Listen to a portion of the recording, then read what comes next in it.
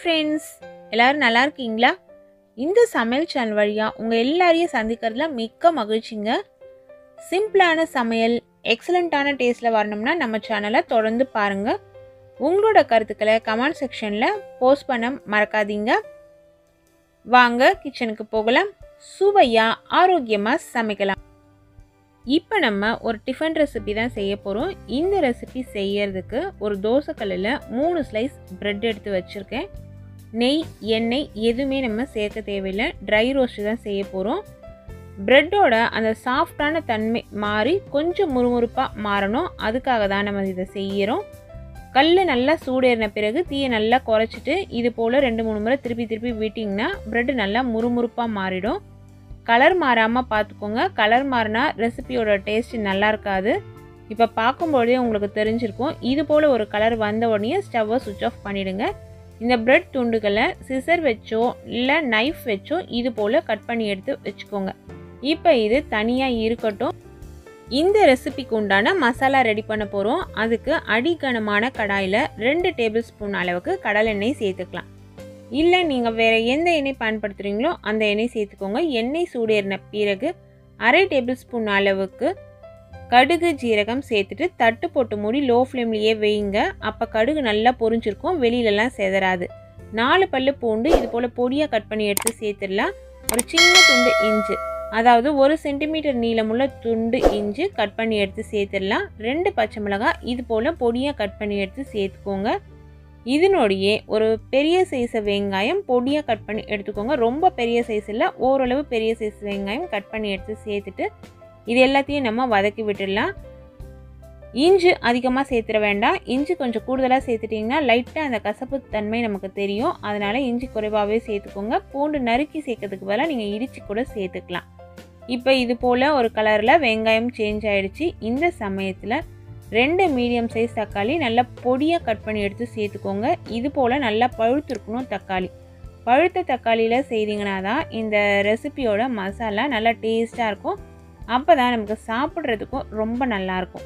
தக்காளி சேர்த்த உடனேயே நல்லா கலந்து விட்டுட்டு தட்டு போட்டு மூடி ஒரு 3 நிமிஷத்துக்கு லோ ஃப்ளேமில் வச்சுருங்க. தக்காளி குழைவாக வேகிறதுக்கு இது ரொம்பவே ஹெல்ப்ஃபுல்லாக இருக்கும். ஏன்னா தக்காளி அந்த ஆவிலேயே வெந்ததுன்னா சீக்கிரமாகவே வெந்துடும். நீங்கள் கரண்டியில் கலந்து பார்க்கும் பொழுது தக்காளி அப்படியே மசிஞ்சு வரணும். அதாவது குழைவாக வெந்துருதுன்னா மசிஞ்சு வரும். அப்படி இல்லைன்னா திரும்பவும் தட்டு போட்டு மூடி கொஞ்சம் நேரம் வேக விட்டுடலாம்.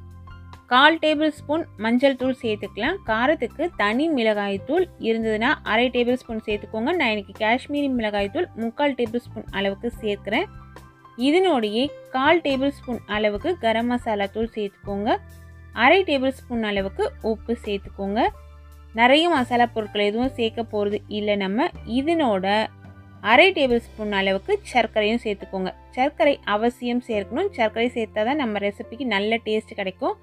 சட்னி கரண்டி வீட்டில் வச்சுருப்போம் இல்லைங்களா, அதில் 2 குழிக்கரண்டி அளவுக்கு தண்ணி விட்டுக்கலாம். இந்த மசாலா பொருட்கள்லாம் கரையிறதுக்கு உண்டான தண்ணி மட்டுமே போதும்.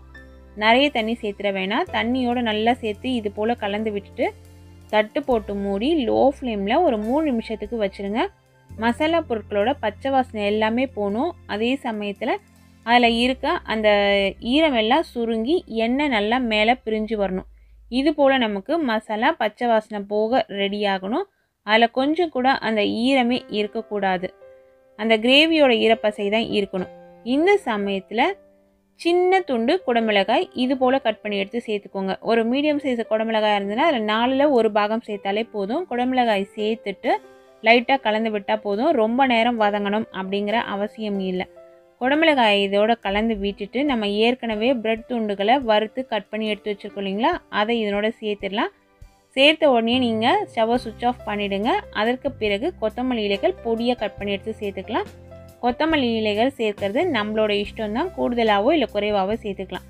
சேர்த்துட்டு மசாலாவோடு சேர்ந்து இந்த பிரெட் நல்லா கலந்து வரணும்.